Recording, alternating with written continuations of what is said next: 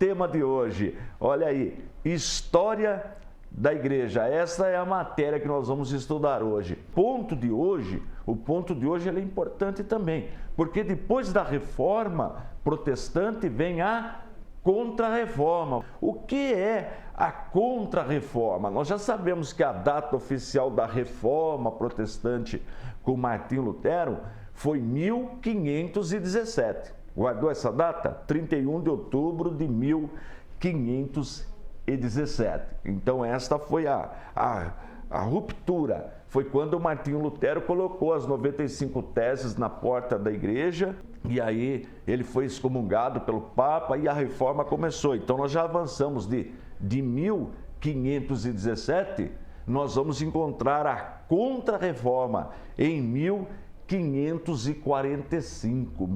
Então já haviam se passado alguns anos, aí por volta de quase 30 anos, né? 28 anos já de distância.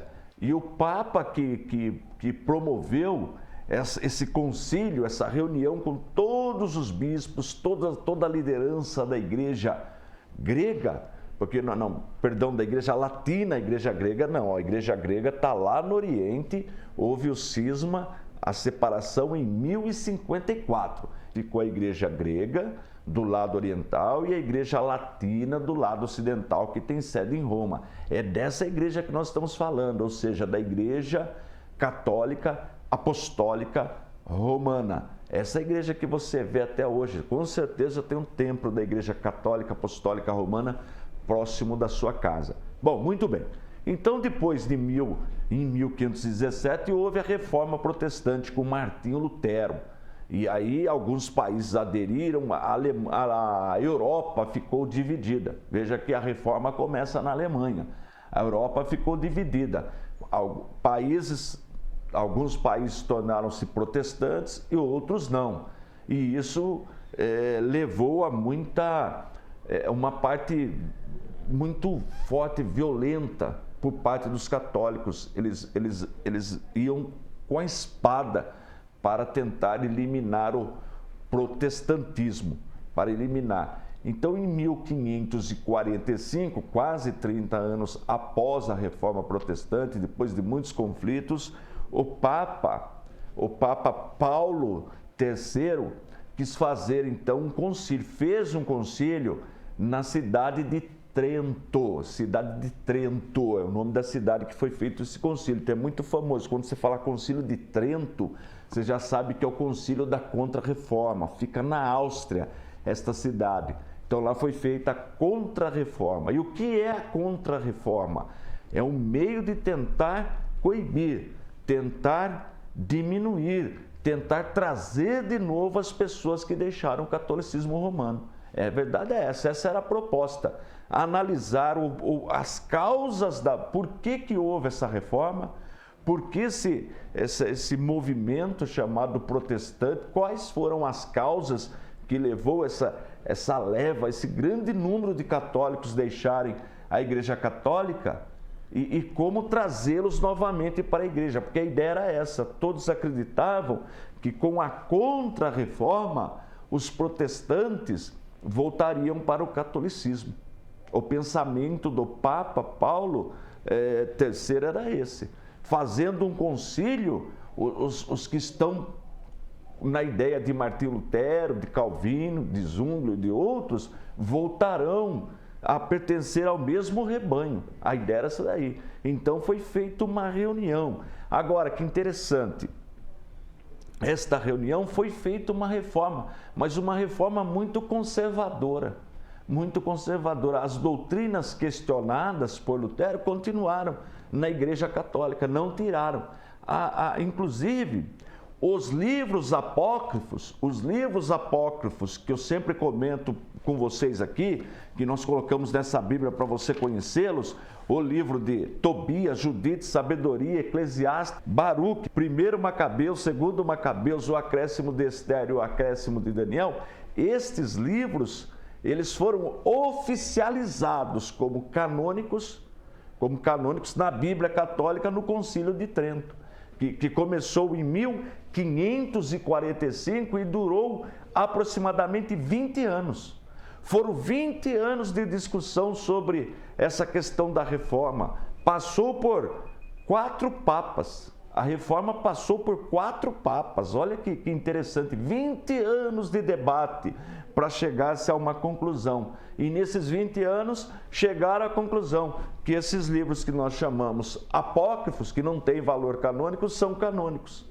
Interessante que é daí que a Igreja Católica tira a doutrina do purgatório, a doutrina de interceder, rezar pelas almas ou rezar pelos mortos, né? A questão da esmola, que acha que esmola leva a salvação, penitência. Eles vão buscar apoio nos livros apócrifos, tá? Por isso que nós colocamos esses livros aqui no apêndice da Bíblia Apologética, para que você possa consultá-los e verificar onde estão as heresias, tá bom? Então esse é o movimento chamado Contra-Reforma. Então você já anotou no seu caderninho aí que a Reforma Protestante, né? Quer dizer, esse grupo que deixou a Igreja Católica tem como líder Martinho Lutero. E isso aconteceu no ano 1517. 1517, tá bom?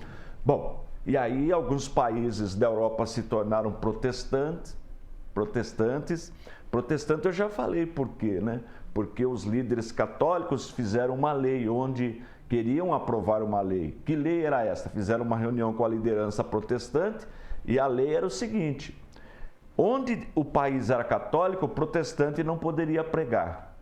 E onde o país era protestante, o católico poderia pregar. Olha que lei absurda. Daí então houve um protesto, aí o nome protestante. Então se deu aí o nome protestante. Então, Reforma Protestante carrega esse nome em função disso daí. Bom, então, do que nós estamos falando? Veja bem, vamos recapitular uma coisa importante. No ano de 1054, houve a primeira divisão da igreja, que a gente chama de cisma, divisão, né? 1054, que divisão que é essa? A igreja do Oriente ficou separada da igreja do Ocidente. Então nós temos uma igreja no Oriente que nós chamamos de igreja ortodoxa, aquela que fala o grego, né? Grego, oriental, então é chamada igreja ortodoxa. Então quando você vê na televisão, sempre aparece no jornal, né? Olha, o patriarca da igreja tal, né? O São Bartolomeu, por exemplo. Então são líderes da igreja ortodoxa, que fica do lado do Oriente. Do lado do Ocidente ficou a Igreja Católica Apostólica Romana, comandada pelo Papa. E essa igreja fala o latim. Então, do lado ocidental, que é a igreja que enviou missionários jesuítas para o Brasil. Então, a Igreja Católica Apostólica Romana, tá certo? Então, nós saímos do ano 1054 e agora nós fomos para o ano 1517. Então, o Brasil tinha sido descoberto por Cabral, não foi em 1500, tá certo? Então, 1517, nós temos Martinho Lutero colocando as 95 teses que ele escreveu sobre, a maioria falando sobre o Papa e sobre a questão da indulgência, que eu já ensinei aqui, que eles estavam vendendo salvação. Muito bem.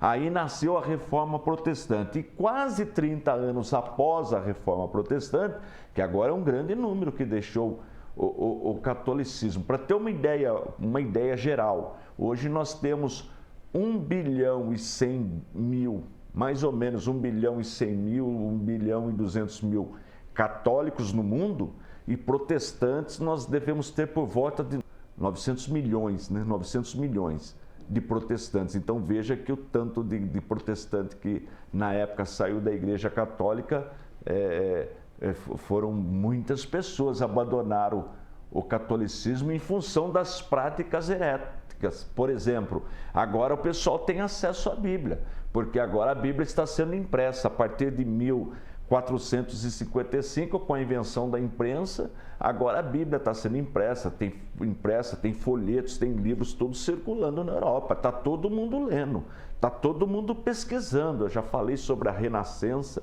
que o pessoal começa a pesquisar com profundidade a língua grega, a língua hebraica e desenvolver ensinos e vendo que a Igreja Católica realmente estava totalmente fora da verdade bíblica. O que aconteceu foi isso. Bom, muito bem. Então o Papa Paulo III falou, não, vamos fazer uma contra-reforma. Reuniu toda a liderança com a proposta, fazendo uma contra-reforma, nós vamos conseguir trazer de novo os protestantes para o mesmo rebanho. O alvo era esse aí. Só que aconteceu que foi uma reforma interna e muito conservadora. É verdade que até os protestantes reconhecem que a Igreja Católica melhorou muito depois dessa reforma. A conduta dos papas, o jeito dos papas tratarem as coisas melhorou muito. Até os protestantes reconhecem que melhorou, não chegou no ideal, porque na questão doutrinária, muito pelo contrário, passaram a aceitar no Concílio de Trento, né, que é a cidade da Áustria onde foi feito esse concílio que durou mais ou menos 20 anos discutindo entre a liderança, são anos para chegar a um consenso, e aí oficializar os livros canônicos, ou melhor, os livros apócrifos como se fossem canônicos. Interessante que ao estudar esses livros, nós até grifamos aqui na Bíblia Apologética os versículos utilizados pelos católicos para defender purgatório, a intercessão, né, a oração pelos mortos, enfim, a questão da esmola, da penitência, tudo aqui nos livros apócrifos. Por isso que o ICP fez questão de colocar separado. Muito bem. Nesse período, no ano 1000, deixa eu mostrar aqui para você. Então, olha aí na sua tela, foi uma reforma dentro da igreja. Então tem aí, olha, toda a liderança reunida com o Papa. E nesta reforma saiu um grupo que tinha como líder, ele já existia esse grupo, né? Já existia, na verdade, com o Inácio de Loyola, que era o líder dos jesuítas. Mas os jesuítas foram fortalecidos com a reforma protestante. Então eles começaram, eles já existiam, porque nós vamos encontrar os jesuítas no Brasil. A verdade é essa, nós vamos encontrar os jesuítas no Brasil, então foi antes até mesmo, foi em 1500, antes da reforma. Mas esse grupo foi ainda mais fortalecido. E qual era o objetivo desse grupo? Era um grupo, os jesuítas eles eram muito disciplinados, de uma disciplina muito rígida, e eles também tinham uma obediência total à liderança da igreja, né? E buscavam de todo o corpo, toda a dedicação, toda a devoção à igreja católica, né? E saíam para fazer prosélitos, ganhar pessoas para a igreja, muitas vezes com métodos até estranhos, métodos que secretos, chegou até a ser proibido, essa ordem dos jesuítas, mas eles é que levaram. Veja que no Brasil, José de Anchieta era jesuíta. Muito bem. Então esse grupo foi fortalecido para tentar combater o protestantismo. Mas a Igreja Católica sujou as mãos de sangue. É verdade que do lado protestante também tivemos mortes, mas um número muito inferior. E muitas vezes não era questão religiosa, era questão política com os reis. Então morreram pessoas também, mas não por questão religiosa. Mas no caso do catolicismo, ele assumiu uma perseguição muito grande contra os protestantes. Por exemplo, na Espanha, criaram a Santa Inquisição, onde as pessoas eram queimadas vivas, porque eram chamadas de herege. Quem não aceitava a cartilha do Papa era chamado de herege e era queimado vivo, tinha tortura, muito terrível. Na França, no dia de São Bartolomeu, que é dia 24 de agosto, em 1572, 24 de agosto, é o dia de São Bartolomeu na França, houve um derramamento de sangue. Mataram, dizem os estudiosos, de 20 a 70 mil protestantes foram mortos à espada pela Igreja Católica Apostólica Romana, mataram as pessoas covardemente. Então, nós vamos encontrar, teve lugar que dizimaram totalmente os protestantes, teve cidade que tinha metade protestante e metade católico, já dizimaram tudo. É uma coisa muito triste por parte da Igreja Católica Apostólica Romana. Matou muitos protestantes, muitos foram queimados vivos. Que coisa terrível. E aí surge uma guerra em 1618, chamada Guerra dos 30 Anos, porque ela durou 30 anos. Estamos estudando história da igreja, a nossa história, e um momento muito triste da história, que foi a perseguição que a Igreja Católica fez contra os protestantes. Muitos morreram, muitos.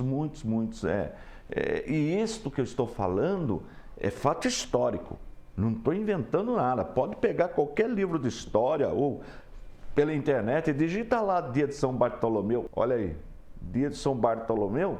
Olha aí na tela, entrando aí, ó, eles matando os protestantes, a espada, e foi muito terrível.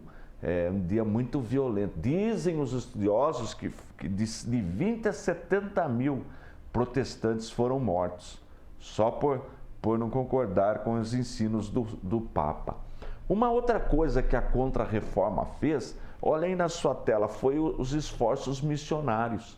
Por exemplo, por meio dessas missões, dos jesuítas levaram a religião, trouxeram a religião para o Brasil, para os nativos, para os países vizinhos, levaram para o México, Canadá. Então, na Índia, houve um grande esforço missionário por parte da Igreja Católica para atingir estes povos que ainda não conheciam o Evangelho, porque virou quase que uma rivalidade, queria crescer, ganhar essas pessoas antes que chegasse o protestantismo. Depois nós vamos ver como que o protestantismo chegou no Brasil, como que os reformadores chegaram aqui. Muito bem. E aí, a Guerra dos 30 Anos, que começa em 1616. Os reis, as pessoas, por motivos políticos, religiosos, enfim, não estavam se entendendo. Então, houve uma guerra durou 30 anos por motivos políticos e religiosos. Não é totalmente religioso, né? Tem a questão política também, mas foram 30 anos de luta entre esses países protestantes contra países católicos, da hora que unia aquela confusão, até que depois de 100 anos, depois de 30 anos, né, Guerra dos 30 anos, que começa em 1618 e vai terminar em 1648. Veja que coisa triste que foi, milhares de pessoas perderam as suas vidas, até que chegou-se a um tratado de um grupo reconhecer o outro. A Igreja Católica teve que reconhecer os países que adotaram o protestantismo, teve que aceitar essa nova religião, vamos dizer assim, esse novo grupo que sai do catolicismo, que existe até hoje. Por isso que nós somos considerados protestantes. Nós, evangélicos, somos protestantes. Está vendo onde nós nascemos? Dessa divisão. E a data-chave para nós, a data oficial é 1517. 1517 começa a reforma e depois recebe o nome de protestante, que eu já ensinei. Tá certo? E em 1545,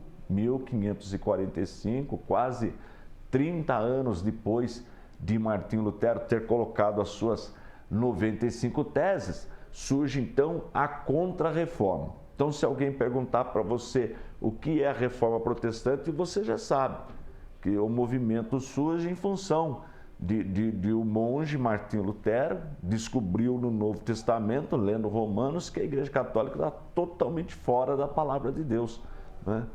E eles estavam vendendo salvação, a verdade é essa. E ele foi contra isso, daí então a ideia de reforma, né? Ainda não queria sair da igreja, queria reformá-la, mas não deu certo. Aí vem a Contra-Reforma, em 1545. Então, outro dia o aluno me perguntou quando esses livros apócrifos se tornaram como se fossem canônicos para a Igreja Católica, né? Então, se alguém perguntar para você, você fala, ó, foi no Concílio de Trento, na cidade que fica na Áustria. Lá a Igreja Católica fez uma reunião com toda a liderança, todos os bispos, todos para chegar, para ver as causas desse movimento que tinha tirado muitos adeptos, muitos seguidores do catolicismo. E achavam que com essa reforma, com essa contra-reforma, os protestantes voltariam para o rebanho, mas isso não aconteceu e acabou que foi uma reforma muito conservadora. Embora tenha durado 20 anos, ela foi muito conservadora. É verdade, já disse aqui, que o protestantismo reconhece que a igreja melhorou muito, a Igreja Católica melhorou muito. Em função da situação que ela estava, melhorou muito com a reforma protestante, mas ainda continua bem fora do que ensina, do que recomenda a palavra de Deus, tá bom? Então é isso aí que nós estamos aprendendo aí. Depois de um século da reforma protestante, surge a Guerra dos 30 anos, onde muitas pessoas morrem, problemas políticos e religiosos. Depois de 30 anos, aí chega-se a um acordo entre protestantes e católicos. Os protestantes poderão anunciar a sua fé, né? A sua fé. Então, o que nós vamos fazer agora, a partir da próxima aula? A partir da próxima aula, nós já vamos ver onde nós vamos trabalhar, deixar o catolicismo. Então, olha só, nós temos uma igreja só no começo do ensino, que nasce lá em Atos dos Apóstolos. Em 1054, ela divide, fica igreja ocidental e igreja oriental. Agora, em 1517, outra divisão. Agora nós temos a igreja protestante, nós temos a igreja católica apostólica romana e nós temos a igreja ortodoxa. Tá vendo? 3 grupos nós já temos. Nós só tínhamos um. A igreja não começou com um grupo só em Atos dos Apóstolos e ela caminhou com um grupo só até 1054. Verdade é essa, oficialmente, né? Tinha já os seus problemas, mas pelo menos ela estava unida. Mas em 1054 o Papa excomungou o Patriarca e o Patriarca excomungou o Papa. Então ficaram os dois excluídos. Um excluiu o outro, excomungou o outro. Então aí é o cisma. Guarda essa data. 1054. Aí depois de mais ou menos quase 500 anos, né? 450, alguma coisa parecida, em 1517, a Reforma Protestante. Aí um grupo, um outro cisma, né? Uns 70% vão formar esse grupo no futuro. Hoje nós somos 70% a 80% do catolicismo, vamos dizer assim. Se tem 1 bilhão e 100, 200 milhões de católicos no mundo, nós somos em quase 900 milhões, então é 70%, vamos chutar, tá bom? De protestantes. Então nós temos aí, ó, de novo, a Igreja Católica Ortodoxa, lá do lado oriental. Nós temos a Igreja Católica Apostólica Romana, que tem sede em Roma. E agora nós temos a Igreja Protestante, que é chamada de protestantismo. Já falei como surgiu o nome. Agora, o que nós vamos fazer? Nós vamos pegar e estudar daqui para frente o protestantismo. Porque a Igreja Católica continuou do jeito que ela é. Ela não mudou. Depois do Concílio de Trento, ela continua. Pequenas mudanças, mas é praticamente a mesma igreja que você vê aí perto da sua casa, na sua cidade, a Igreja Católica Apostólica Romana, mesmo estilo, né? Tem até um provérbiozinho antigo que diz assim, é um seu autor, que diz assim: Roma muda para não mudar. Interessante, né? Isso é uma coisa lá do Império Romano, que Roma muda para não mudar. Olha que interessante. Interessante, né? Ela se adapta, né? A Igreja Católica, ela tem uma facilidade para se adaptar com outras culturas. A verdade é essa, ela tem uma facilidade. Ela tem uma facilidade nessa questão da evangelização, porque ela faz uma adaptação rápida com outras culturas. Não é verdade? Você veja na Bahia, por exemplo, o sincretismo religioso, é uma adaptação. A verdade é essa. Muito bem. Então agora nós vamos pegar o movimento protestante e nós vamos ver como surgiu a igreja, por exemplo, calvinista, né? A igreja presbiteriana, a igreja luterana, de Lutero, a igreja calvinista, a igreja luterana, a igreja... Nós vamos ver também o movimento de John Wesley, wesleyano, né? Nós vamos estudar isso aí agora, nós estamos chegando, nós já estudamos 1.500 anos de história, né? Nós estamos falta o quê? 500 anos de história, 500 anos apenas de história para nós estudarmos de igreja. Só que agora que nós vamos ver as ramificações, nós vamos estudar essas ramificações, né? Que é o movimento tradicional, como surge o movimento pentecostal, ou neopentecostal. Agora estamos chegando lá, nós vamos percorrer todas essas aulas para a gente começar a entender a nossa origem, tá bom? Então, até 1517, nós estávamos lá dentro da Igreja Católica. A partir de 1517, que nós saímos com Martim Lutero, né? Isso na linha cronológica, né? Os nossos ancestrais, tá bom?